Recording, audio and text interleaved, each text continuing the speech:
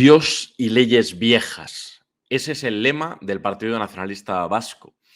Y conviene no hacer el famoso cherry picking en historia, ¿no? Tomamos lo que nos interesa y desechamos lo que no nos interesa, ¿no? Esto se hace mucho por parte de una cierta izquierda oficial que se equivoca.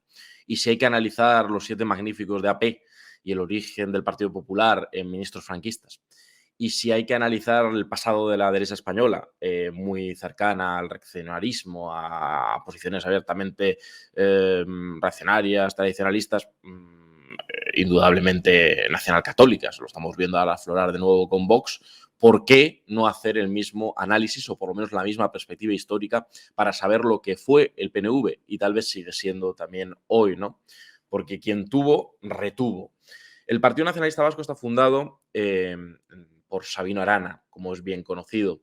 Quizás lo que sea menos conocido es quién fue Sabino Arana. Sabino Arana fue un reaccionario de tomo y lomo. Sabino Arana tiene textos absolutamente racistas, absolutamente xenófobos.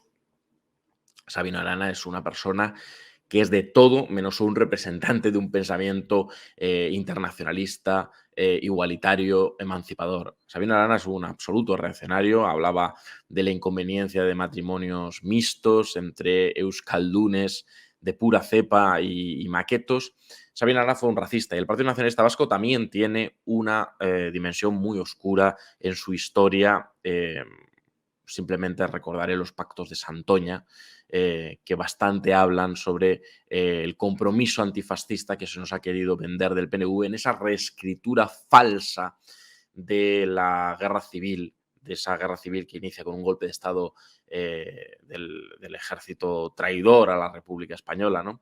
Y que se nos ha querido decir que no fue una guerra entre golpistas y defensores de la legalidad republicana, sino que es más bien una guerra entre España y Cataluña y el País Vasco, lo cual es una tergiversación infame, como si en el conjunto del País Vasco y de Navarra no hubiera habido golpistas, ¿no? Que fueron los requetés, o que fueron los carlistas, o que fueron, en fin, y como si el franquismo no hubiera sido especialmente virulenta su represión centrada en Extremadura, en Andalucía, en las cuencas mineras, en fin, o en otras partes de España, ¿no? Y no precisamente en Cataluña, en el País Vasco, donde hubo una buena parte de la población y de las oligarquías y de las burguesías locales que apoyaron con fruición al régimen.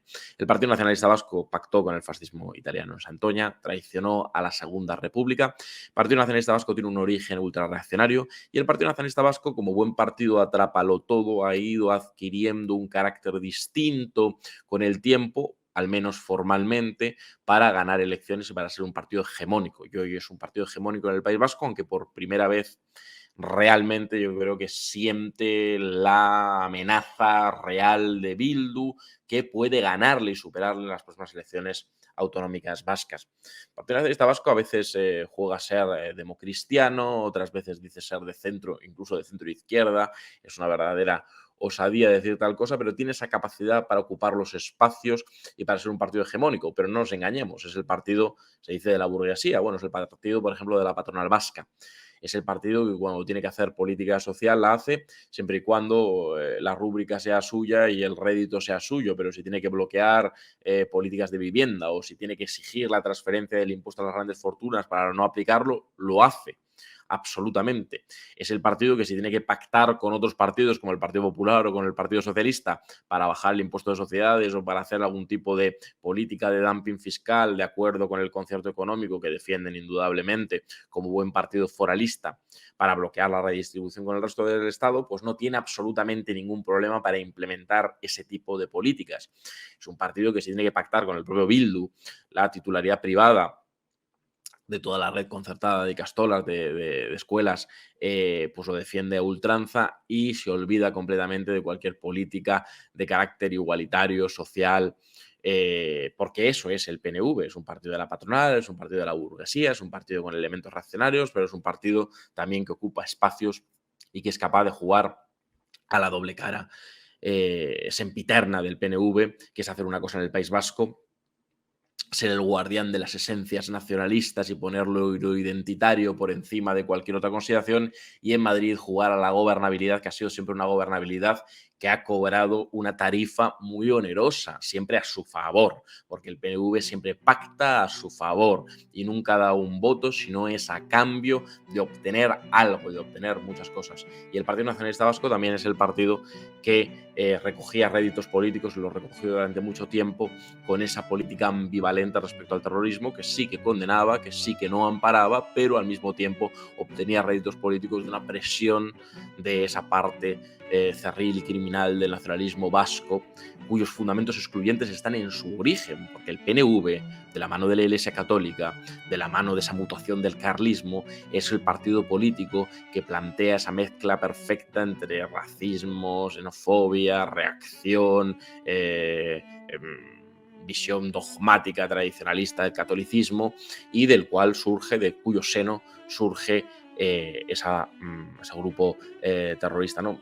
Que fue la banda terrorista ETA, ¿no? El PNV lo caló bastante bien Mario Inaindia, el PNV siempre ganaba, el PNV siempre termina gobernando, porque siempre terminan dependiendo de la gobernabilidad del PNV, y lo estamos viendo también ahora, ¿no? ¿Qué están planteando? Pues cesión de la seguridad social, de la gestión de la seguridad social, ya lo han hecho con el impuesto a las grandes fortunas, es decir, trocear tanto la fiscalía común, que ya está troceada porque tienen haciendas propias y porque no redistribuyen y porque además el cupo se calcula de forma opaca, sino que además ya lo que se busca es trocear la caja única de la seguridad social.